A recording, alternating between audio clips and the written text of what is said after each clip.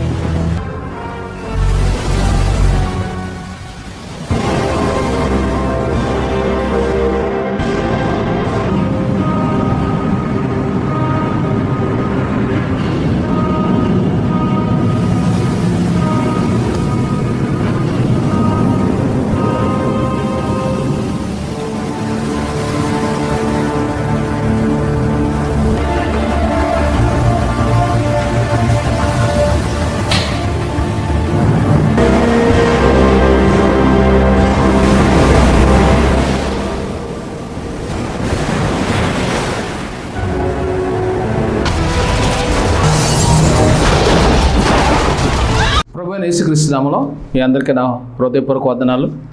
మీరందరూ బాగుండాలని నేను ప్రార్థిస్తున్నాను. దేవుని చేత పిలబడిన వారికి, దేవుని చిత్తానుసారంగా సిద్ధపడుతున్న దేవుని ప్రియమైన బిడ్డలకు ఈరోజు ఒక అమూల్యమైన సందేశాన్ని మీ ముందుకు తీసుకురావడానికి పరిశుద్ధాత్ముడు నాకు సహాయం చేశారు. వేకువజామున ప్రార్థనలో ప్రభువారు నాతో మాట్లాడుతూ ఉంటారు. పరిశుద్ధాత్మ స్వరం నేను విన్నప్పుడు నాకు దానియేలు గురించి ఒక విషయాన్ని పరిశుద్ధాత్ముడు బయలుపరిచారు. దానియేలు గ్రంథం 1వ అధ్యాయం 15వ వచనం. 10 దినములైన పిమ్మట వారి ముఖములు రాజు భోజనం భుజించు బాలురందరి ముఖములు కంటే సౌందర్యంగాను కలగాను కనబడగా. బైబిల్లోని దానియేలు గురించి చాలా అద్భుతమైన వివరణ మనం ఈరోజు నేర్చుకుందాం. దానియేలు బాల్యంలో నమ్మకంగా ఉన్నాడు, యథార్థంగా ఉన్నాడు, పరిశుద్ధంగా ఉన్నాడు. ఆహారం తినడంలో తన పరిశుద్ధతను కాపాడుకుంటూ ఉన్నాడు. అయ్యా, మీరు పెట్టిన భోజనం మేము తింటే అపవిత్రం అవుతాం, మేము చెప్పిన భోజనం మీరు పెడితే రాజా మీరు చెప్పినట్టు దానికంటే 1000 రెట్లు మేము జ్ఞానవంతులుగా ఉంటాం. జ్ఞానం ఇచ్చేవాడు దేవుడే, వివేచన ఇచ్చేవాడు క్రీస్తే. మీ భోజనం వల్ల మాకు వివేచన రాదు, మా దేవుని వల్ల మాకు జ్ఞానం రావాలంటే మేము చెప్పిన శాఖ ధాన్యాలు మాకు ఇవ్వండి అన్నప్పుడు దానియేలు మాట రాజు అన్నాడండి. ఎంత అద్భుతం! మనము బాల్యంలో దానియేలు ఎవరి మాట వినాలి? రాజు మాట వినాలి. ప్రపంచాన్నే పరిపాలించే నెబుకద్నెజరు చాలా భయంకరమైన రాజు. అతన్ని శాసించడం అంటే తల మీదకి తల నరుక్కోవడం అవుతుంది. కానీ అంత ప్రపంచ విజేత దానియేలు మాట వింటున్నాడు. పైగా దానియేలు ఏ వయసులో ఉన్నాడంటే బాలుడు. చాలా ఆశ్చర్యం అండి. నేను బొంబాయి నగరంలో, గుజరాత్ నగరంలో, చెన్నైలో, విశాఖపట్నంలో, హైదరాబాద్లో, గుంటూరులో 12 ఏళ్ళు ప్రాయంలోనే సువార్త ప్రకటించినప్పుడు ఎంతమంది విన్నారండి, ఎంత చక్కగా వినుకోరండి, ఎంత చక్కగా వాళ్ళు ఆదరించేవారండి. నిజంగా నన్ను చదువుకొనని నీకు ఈ పాండిత్యం ఎక్కడిది, ఈ బాలుడికి ఈ జ్ఞానం ఎక్కడి నుంచి వచ్చిందని పలువురు ఆశ్చర్యపోయేవారు. మీరు ఒకసారి ఆలోచించాలి. నేను బాల్యంలో యేసుక్రీస్తుని నమ్ముకున్నాను, ఇంట్లోంచి వెలువబడ్డాను, అందరికీ దూరం అయ్యాను. నేను చాలా సంతోషించాను. అందరికీ దూరం అవ్వడం కూడా నాకు మేలయ్యింది. ఎందుకంటే ఆ నేపథ్యంలో నేను బాగా చదువుకోవడానికి, బైబిల్ మీద రీసెర్చ్ చేయడానికి, అనేక రాష్ట్రాలు సువార్త చేయడానికి నాకు ఉపయోగపడింది. సాధారణంగా మా ఇంట్లో వాళ్ళు చెప్పింది ఏంటంటే చదువుకొని ఎవడు బాగుపడ్డాడని. ఎవడో చదువుకోలేదు. 3 అన్నీళ్ళు ఉన్నారు, అక్క ఉంది, అమ్మ ఉంది. అయితే నేను చదువుకోవడం బొంబాయిలో, అలాగే చదువుకుంటున్న సమయంలో పని చేసుకోవడం, అలాగే సువార్త ప్రకటించడం ఇండియా అంతా మా వాళ్ళకి తెలియదు. అసలు ఆ విషయం మా వాళ్ళకి తెలియదు. తర్వాత ప్రపంచం ఉలిక్కిపడ్డది ఒక్కసారి. ఈ అబ్బాయి ఏంటి ఇలా వాడబడుతున్నాడని. ప్రియులారా, అబద్ధం కాదు. చాలామంది సాకులు చెప్తారు, మీకు అన్ని నిజాలే చెప్తున్నాను. తెలుగు, హిందీ, ఇంగ్లీష్లో బుక్స్ ఉన్నాయి. 6 మూవీలు తీశాను మొన్న. మొబైల్ వద్దు బైబిల్ ముద్దు అనేది షార్ట్ ఫిల్మ్ తీసి అందరికీ పంపించాను. మీకు ఒకవేళ అందలేదేమో నాకు చెప్పండి. రక్షణ మార్గం ఛానల్ సబ్స్క్రైబ్ చేసుకుంటే అందులో వస్తుంది. అది చాలామంది ఆశ్చర్యపోతున్నారు. అంతకుముందు 6 మూవీలు తీశాను, ఇది 7 షార్ట్ ఫిల్మ్ తీశాను. తెలుగు, హిందీ, ఇంగ్లీష్లో బుక్స్ రాశాను. సువార్త టెలివిజన్లో నా ప్రసంగాలు ఉన్నాయి. సువార్త టెలివిజన్, రక్షణ మార్గం ఈ 2 ఛానల్లో కూడా నేను మాట్లాడుతున్నాను. ఇక జోసి టీవీలో ఉన్నాను, ఎలిసా ఎలే ఛానల్లో ఉన్నాను, సిరికొండ రాజుగారి ఛానల్లో కూడా మాట్లాడాను. ఒకసారి మీరు ఆలోచించాలి, ఇదంతా దేవుని కృప కదా. మరి నాకు ఎవరన్నా పాస్టర్లు ఉన్నారంటే పరిశుద్ధాత్ముడే నాకు పాస్టర్ గారు. నా తల్లి తండ్రి ప్రభు అయిన క్రీస్తు పరిశుద్ధాత్ముడు, అంతే. వీరి మీద నేను ఆధారపడి ఉన్నాను. వీళ్ళే నన్ను ప్రపంచానికి నడిపిస్తున్నారు. ఈరోజు నేను ఒక మందిరం కడుతున్నాను. అయ్యా మీకు వీలైతే ఈ మందిరాన్ని బలపరచండి, మీకు తోచిన కానుక పంపి మందిర నిర్మాణం మీరు సాకారులుగా ఉండండి. మేము ఈ 15వ తారీఖున స్లాబ్ వేస్తున్నాం. దయచేసి అది ఎప్పటి నుంచి అనుకుంటున్నాం, 2 నెలల నుంచి దానికి స్లాబ్ వేయాలని. కానీ సరైన సహకారం లేనందువల్ల మాకు 10 లక్షలు కావాలి. ఒక మందిరానికి అయితే మేము డైవర్స్ కడతాం, దానికి 80,000 కావాలి. పిల్లలు లేని వాళ్ళు, ఆరోగ్యం కావాలన్న వాళ్ళు, పిల్లలు కావాలన్న వాళ్ళు ఈ మందిరాన్ని బలపరచండి. దేవుడు మీ గర్భాన్ని బలపరుస్తాడు, మీ కుటుంబాన్ని బలపరుస్తాడు. లేదంటే మీరు నన్ను పిలవండి, మీ ఇంటికి పిలవండి, మీ కుటుంబంలోకి పిలవండి, నేను ఖచ్చితంగా వస్తాను. ఇందులో మీరు మాది చిన్నపిల్లల విజ్ఞాపన టవర్. ఇది ఈ చిన్నపిల్లల విజ్ఞాపన టవర్లో ఎవరైనా సరే చాలామంది జాయిన్ అయ్యారు. ఒకళ్ళు 8,000, ఒకళ్ళు 5,000 అలా కట్టుకొని జాయిన్ అవుతున్నారు. కొంతమంది 2,000 కట్టుకొని జాయిన్ అవుతున్నారు. ఎవరైనా సరే ఈ పరిచర్యలో సభ్యులుగా జాయిన్ అయితే 1వ తారీఖున మీకు ఫోన్ వస్తుంది. ఖచ్చితంగా 1వ తారీఖున ఫోన్ చేసి మీ కష్టాల గురించి అడిగి మరీ ప్రార్థన చేస్తాం. జవాబు కూడా మేము ఇస్తాం. అమ్మ నీ జీవితంలో ఇలా కార్యం చేయబోతున్నాడు అని అంత స్పష్టంగా ఉంటుంది. ఈ ప్రపంచంలో ఎన్ని సంఘాలు ఉన్నా మీకు ఎవ్వరూ ఫోన్ చేయరు. మా దగ్గర నుంచి మీకు ఫోన్ వస్తుంది, మిమ్మల్ని బలపరుస్తాం. మీరు అడగండి, ఎంక్వైరీ చేసుకోండి. నా కోసం ఎంతమంది, వేలాది మంది ప్రపంచంలో ఆదరణ పొందినట్లు ఇప్పటికే సాక్ష్యం చెప్తున్నారు. అందులో మీరు ఒకరు. మీకు కూడా ఆదరణ దొరుకుతుంది. మీ ఇంటికి నన్ను పిలవండి. నేనేదో అడుగుతానని మీరేం భయపడవసరం లేదు. నాకు కనీసం ఛార్జీలు అంతే చాలు. నాకు మీ దగ్గర 10 రూపాయలు కూడా నేను ఆశించను. నా అప్ అండ్ డౌన్ ఛార్జీలు మీరు ఇస్తే చాలు. నేను అప్పుడప్పుడు హైదరాబాద్లో ఉంటాను, కాకినాడ అమలాపురంలో ఉంటాను, బొంబాయిలో ఉంటాను. ఈ 4 బార్డర్లో ఏదో పక్కన ఉంటాను. మీకు దగ్గరలో ఉంటే మీకు ఛార్జీ తక్కువ అవుతుంది. కాబట్టి మీరు ఒకసారి పిలిచి చూడండి. ఈ ఫ్రేట్ టవర్లో మీరు ఒక 5,000 కానీ మీరు ఇచ్చి భాగస్వాములుగా మీరు జాయిన్ అవుతే నెల మీకు ఫోన్ వస్తుంది. అలాగే బుక్స్ కూడా వస్తాయి. మీకు ఇంకొక ఆఫర్ ఏంటంటే, మీరు నన్ను పిలిచారనుకోండి, మీరు నాకు సభ్యులు కాబట్టి చచ్చినట్టు ఎంత ఖర్చు అయినా నేను మీ దగ్గరికి వస్తాను. మేము మందిరం కడుతున్నాం. ఈ మందిరానికి ఒక 10,000 మీ ఇష్టం, ఒక 20,000 మీరు ఇవ్వగలిగితే మందిరాన్ని మన తండ్రిది కాబట్టి మీరు సభ్యులుగా అయ్యారు. మందిరానికి మీరు బలపరిచారు కాబట్టి మీరు పిలిచిన వెంటనే మీ ఇంటికి వస్తాం. మీ ఇంటికి వచ్చి ప్రార్థన చేస్తాం, ఆరాధన చేస్తాం, మంచి ఆదరణకరమైన వాక్యం ఇస్తాం, మిమ్మల్ని బలపరిచి వెళ్ళిపోతాం. మేమేమి ఆశించాం. ఎంతోమంది దైవజనులు లక్షలు అడుగుతారు. కాబట్టి మేము అలాంటి వాళ్ళం కాదు. మేము దీనస్థితిలో ఉన్నవాళ్లను, గనులైన వాళ్ళను ఒకే రకంగా చూస్తాం. మీరు మాకు ఏదైనా ఇచ్చారనుకోండి, లేని వాళ్ళకి పంచిపెడతాం, అంతే తప్ప మేమేం దాచుకోం. నేను చెప్తున్నాను, బైబిల్ పట్టుకొని యథార్థంగా. నేను ఫుల్ టైం సేవలోకి వచ్చి 35 సంవత్సరాలు అయింది. కనీసం నేను చిన్న వాహనం కూడా కొనుక్కోలేదు. నా జత బట్టల ఖరీదు కూడా అంతంత మాత్రమే. కాబట్టి మీరు గమనించి, ఇక్కడ దానియేలు బాల్యంలోనే అతను చెప్పిన మాట నెబుకద్నెజరు విన్నాడు. నెంబర్ 2, 2వ అధ్యాయం, దానియేలు గ్రంథము 2వ అధ్యాయము 46వ వచనం. అంతటా రాజుకు నెబుకద్నెజరు దానియేలునకు సాష్టాంగ నమస్కారం చేసి అతను పూజించి నైవేద్య ధూపములు అతనికి సమర్పించమని ఆజ్ఞాపించిన. చూడండి, బాల్యంలోనేమో నెబుకద్నెజరు దానియేలు చెప్పినట్టు విన్నాడు. రాజు బాలుడు చెప్పిన మాట విన్నాడు. ఇప్పుడు కళకు అర్థం చెప్పాక సాష్టాంగుడి నమస్కారం చేస్తున్నాడు.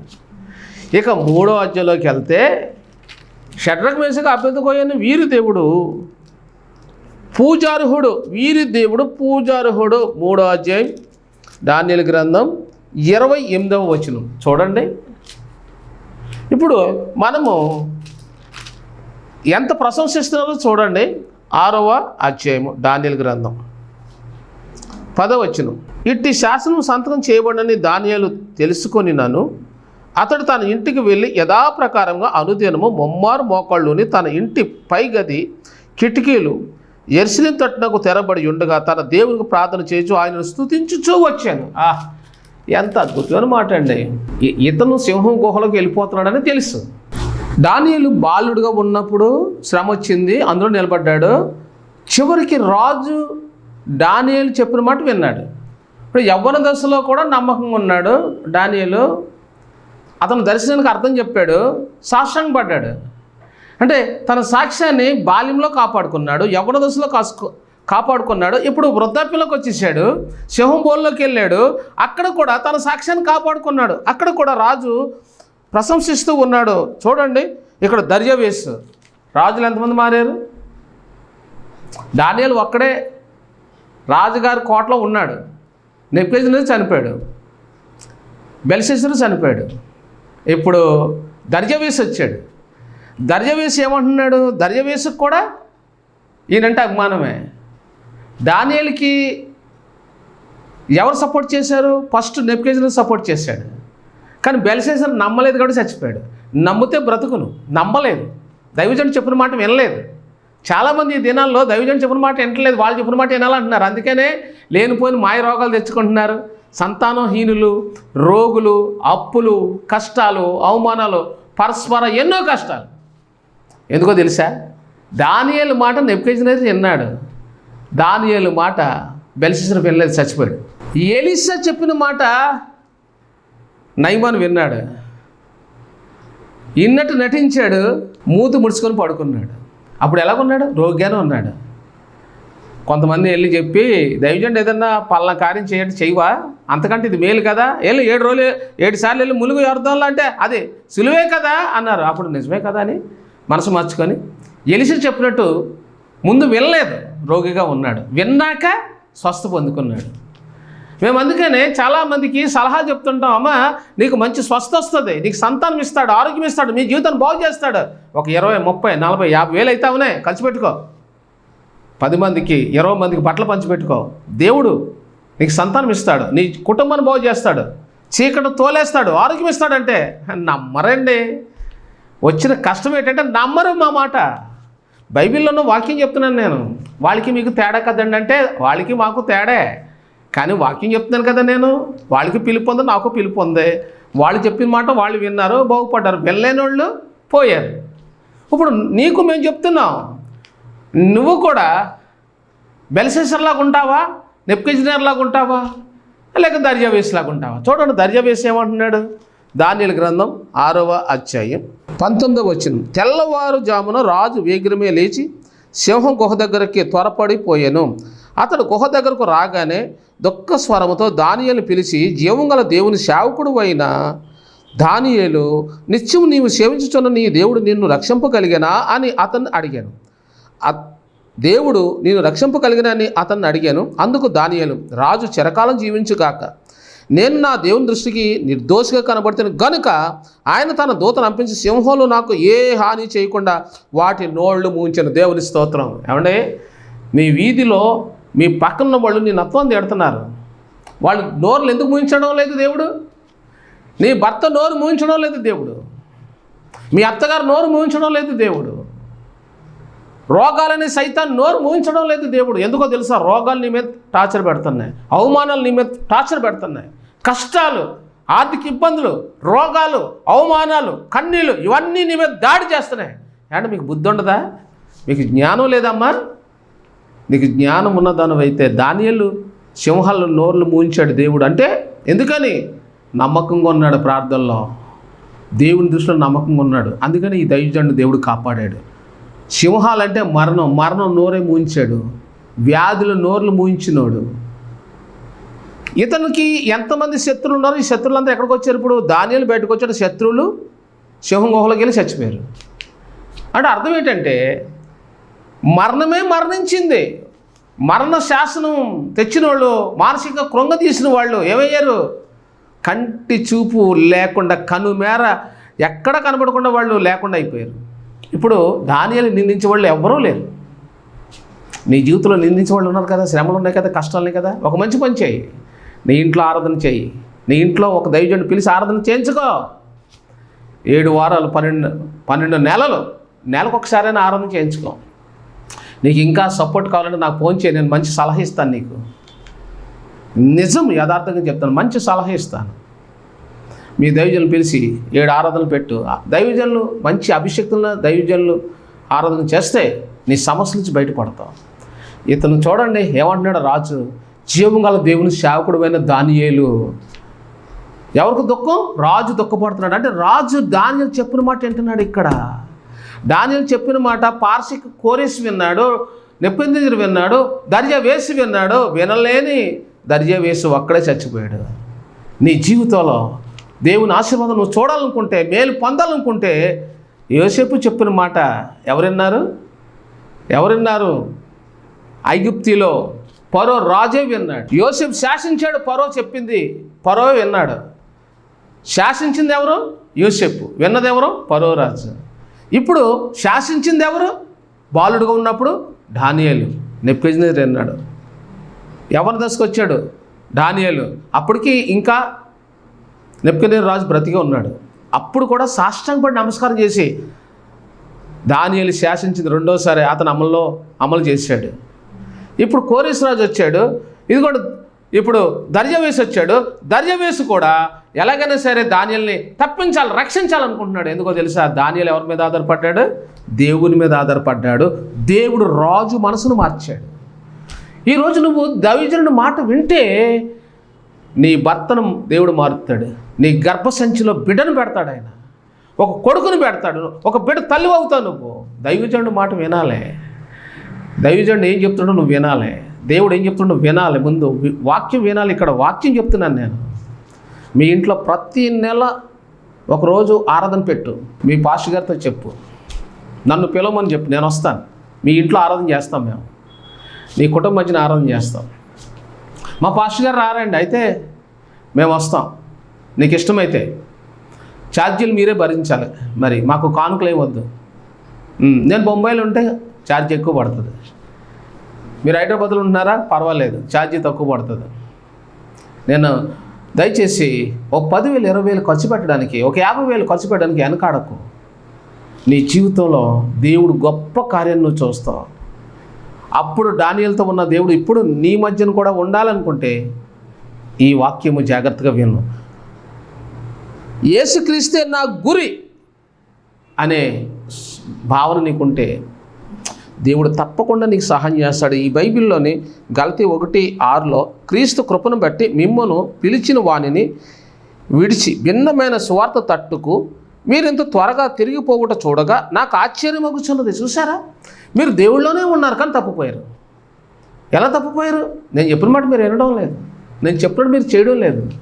చాలామంది నెట్వర్క్లో నాకు తెలిసిన వాళ్ళు నేను ఇలా చేయండి అని చెప్తుంటే వినడం లేదు. మందిరం కడతాను, మందిరం బలపరచండి, 10,000 20,000 పోనే ఇవ్వండి, దేవుడు మీకు సహాయం చేస్తాడు, వినడం లేదు. నా కాలంలోనే లక్ష ఇచ్చివ్వండి. నేను ఉద్యోగం చేసుకొని లక్ష ఇచ్చివ్వండి కాబట్టి దీవించబడ్డాను. ఇప్పుడు మీరు 10,000 ఇచ్చిన మందిరానికి తక్కువే, 10 రూపాయలతో సమానం. ఒక 1,000 రూపాయి అండి. మీరు ఇవ్వడానికి ముందుకు రాలేనప్పుడు దేవుడు మీకు ఆరోగ్యం ఎందుకు ఇస్తాడు, సంతానం ఎందుకు ఇస్తాడు, మీ జీవిత కన్నీరు ఎక్కడ తుడుస్తాడు ఆయన? మీ జీవితంలో దేవుడు అద్భుతాలు చేయాలంటే ఒక ఆరాధన, 7 ఆరాధన నీ ఇంట్లో జరగాలి, నీ కుటుంబం మధ్యన జరగాలి. అప్పుడు నీ పరిస్థితులన్నీ మారుతాయి. మారలేని నీ బిడ్డలు మారుతారు, రోగులు స్వస్థ పొందుతారు, సంతానహీనులు సంతానం పొందుతారు. ఆగిపోయిన నీ కుటుంబం ముందుకు నడిపించబడుతుంది, చీకటి తొలగించబడుతుంది, వెలుగుతో నింపబడుతుంది. పరిశుద్ధాత్మ కార్యాలు నీ జీవితంలో జరుగుతాయి. అపోస్తల కార్యాల్లో పరిశుద్ధాత్మ కార్యాలు అనే పదం 50 సార్లు వాడబడింది.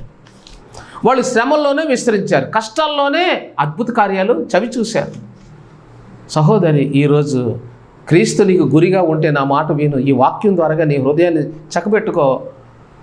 బాల్యంలో నమ్మకంగా ఉన్నాడు దానియేలు, యవ్వనంలో నమ్మకం ఉన్నాడు దానియేలు, వృద్ధాప్యంలో నమ్మకం ఉన్నాడు దానియేలు. రాజులు మారారు, దానియేలు మారలేదు. ఎందుకంటే దేవుడు అతనికి తోడుకున్నాడు. ఎందుకంటే అతను దేవుని వాక్య ప్రకారంగా జీవించాడు, నమ్మకంగా జీవించాడు. ధర్మశాస్త్రం అతను గుండెల్లో ఉంది కాబట్టి పరలోకానికి వెళ్ళి పరలోక ప్రత్యక్షత అతను భూమి మీద రాయగలిగాడు. తర్వాత యోహాను రాశాడు, పరలోకంలో భవిష్యత్ గ్రంథం రాసిన మొట్టమొదటి వ్యక్తి పేరు దానియేలు, తర్వాత యోహాను. కాబట్టి ప్రియులారా, ఈరోజు నీ కుటుంబంలో, మీ సమాజంలో, మీ ఇంట్లో వాళ్ళందరినీ మార్చడానికి దేవుడు నిన్నే బలపరిచి వాడుకుంటాడు, నిన్నే అభిషేకించి వాడుకుంటాడు. అలా జరగాలంటే గొప్ప బలమైన అభిషేకం ఉన్న దైవజనుడు నీ ఇంటికి రావడం చాలా అవసరం. అది గ్రహించాలి.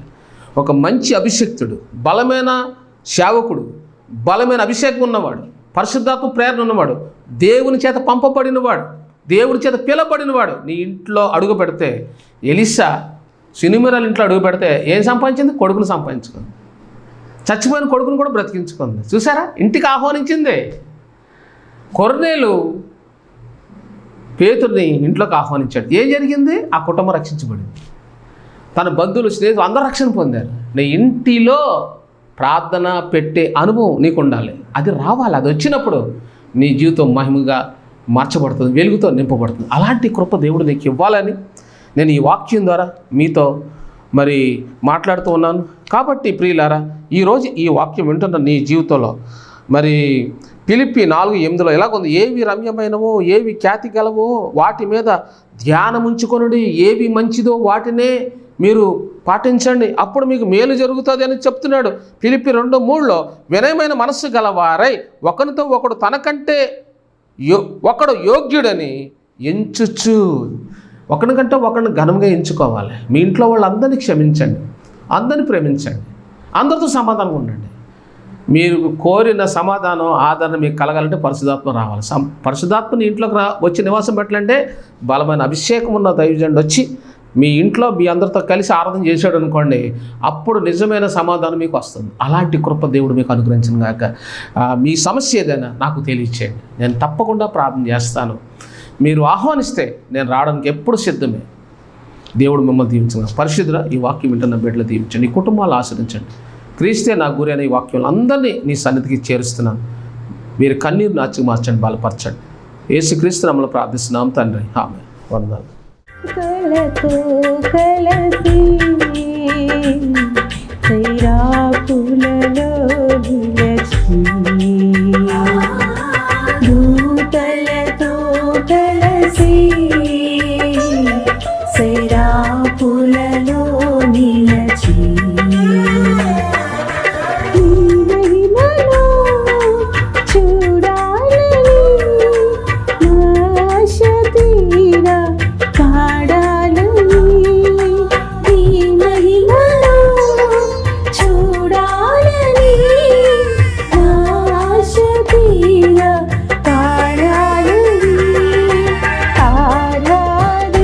ఆరాధించాలని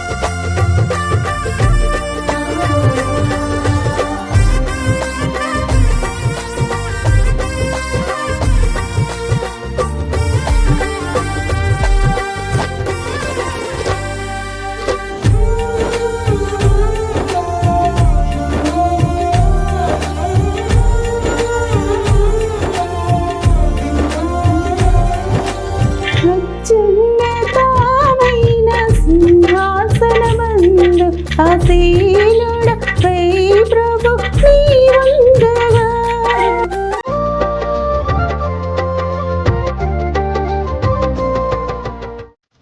నీ చేతిలో అంటే